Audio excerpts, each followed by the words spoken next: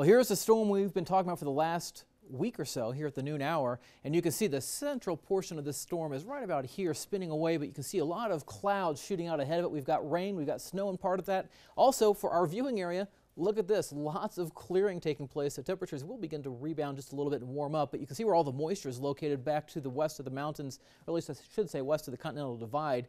Some of the rain is trying to get a little closer in towards Fremont County, perhaps over western Fremont County. There could be some light showers right now, and we've had a few light showers developing out over the eastern plains of Colorado as well. And this is the area we'll be watching for at least the potential for a few strong storms. The Storm Prediction Center is indicating a slight risk for severe weather, but looking at a lot of the parameters, I think it'll be right along the Kansas border and further east is where the greatest instability would be for thunderstorms to develop, at least strong thunderstorms to develop later this afternoon.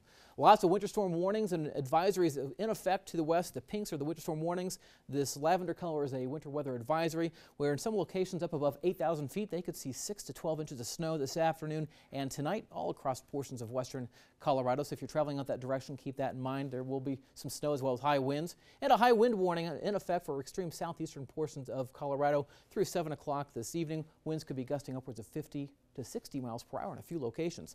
This is our windcast product looking at sustained winds as we go through the afternoon. Notice them beginning to pick up, especially right around 3 o'clock. I expect we're going to see a cold front beginning to move in from the west, probably around 4 or 5 o'clock, and that's when we'll start to see the winds really begin to pick up out ahead of it. But I want to show you what the wind gusts are going to look like. This is what the computer model is indicating. We could have winds gusting upwards of 50 to 60 miles per hour in a few locations. By 4 o'clock, you can see a lot of winds gusting upwards of almost 40 miles per hour.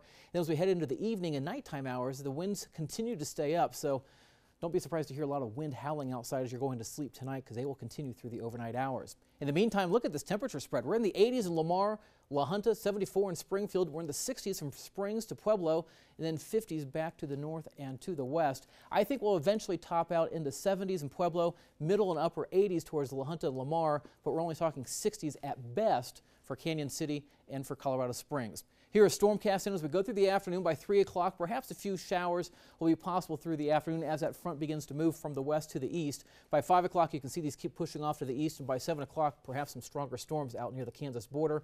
By 10 o'clock tonight, things begin to quiet down.